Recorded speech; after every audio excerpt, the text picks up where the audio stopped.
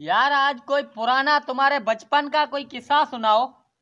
हाँ तो फिर सुनो, जब हम छोटा था ना, हाँ तो हमारे अब्बा ने हमको बहुत कोटा मारा। मसला कुछ इस तरह हुआ, हमारे अब्बा ने हमको पैसा दिया कि बिजली का बिल देकर आओ, जमा करवा के आओ।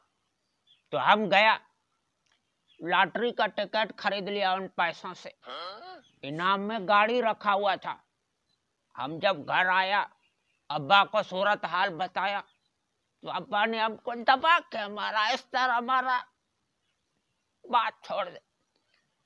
और जब अगली सुबह जब सब सोकर उठा, तो गेट के ऊपर गाड़ी देखकर सबका चीखे निकल गया।